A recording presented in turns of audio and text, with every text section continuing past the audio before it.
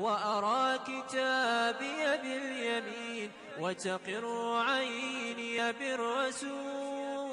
أحزان قلبي لا تزول حتى أبشر نعم. أعوذ بالله من الشيطان الرجيم. بسم الله الرحمن الرحيم. الحمد لله والصلاة والسلام على رسول الله محمد بن عبد الله وعلى آله وصحبه أجمعين. السلام عليكم ورحمة الله وبركاته. أخيني ودا خاكوني ودا خماما ودا خنواري وغالا يغال سبحانه وتعالى وسسو دنغيا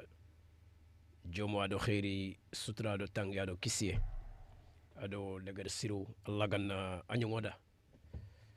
ويا الله سبحانه وتعالى تيغانا نانيلا تيغانا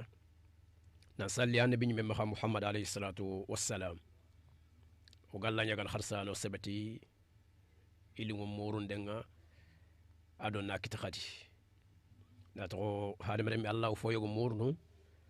أنا كونتي من نغير فويغو باتنغا أنا كومي yo yalla ñagana subhanahu wa ta'ala o digamu noxo o gollu noxo o breke su noxo nga dina ke Allah ganno o regendi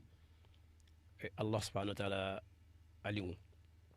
ona jida femma sababu ndano ni kunyi oni mama oni nawari kafini daha khoreke Allah subhanahu wa ta'ala gara siginde ndangin tekittu kharsa khabila bane ke romunyani agana sonin ko miside oyi isikano ma ikananko alo khirsu oyi mama na oyi nawarni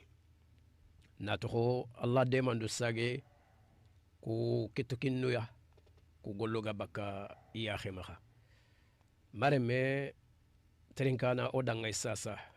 gele Dakar no honga gene Senegal tore de benga ma Senegali ma no honga manana gawar bane su sella da falle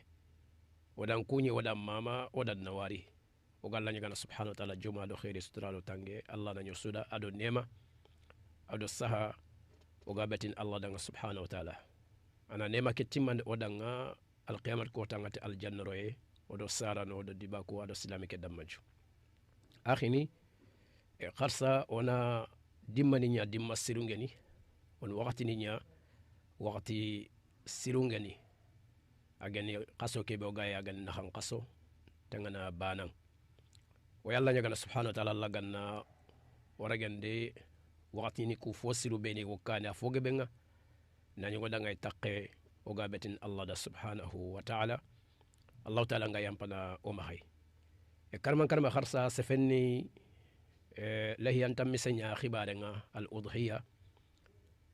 نخدم كلها هنيانتا سيمان دي ويركوبيني كونينا فتي مدام كونيني خرامخنينا كما وروندو كي صوبادو لله anya karasu anya rajuninga anya teleninga anya tsoninga kanne anya tkhannutani nani manken ken kanne khamuku idan kembre simande yan kharsata Allah subhanahu wa ta'ala ke fi kunda gani bana ke boronde be ganyana ma khursinde be ganyana tamisonga ya nono kunati iyani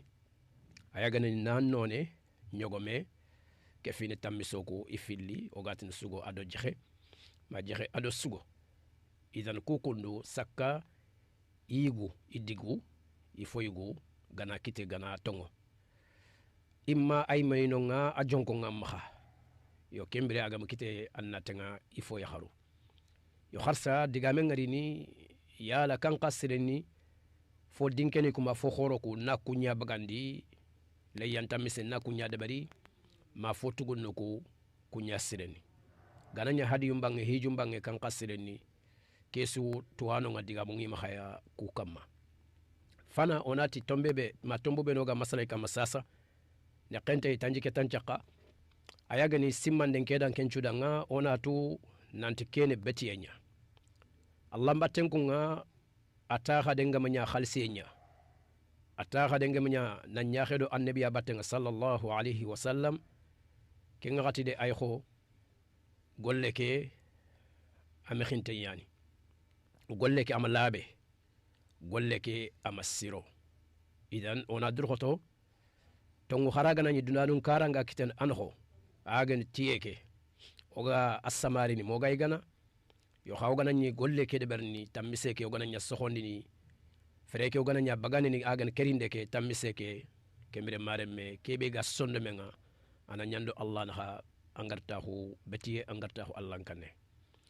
ana daga suratu al an'am aya keme ado tandume ado fillandi tangana aya keme ado tandume ado sikandi allah ta'ala ndali قل إن صلاتي ونسكي ومحياي ومماتي لله رب العالمين لا شريك له وبذلك أمرت وأنا أول المسلمين إذن يرى الله سبحانه وتعالى أدي النبي نمكي ميا نيامر فينا وير أياغنو وياخ مخينا أنت في الكابيتو أبدا أمدم في الكابيت برني أمدم سجودي ما أمدم بتيني منودنغا amadama betin allah tanada amadama tegi fo bat abada sallallahu alaihi wasallam idan kefin kesu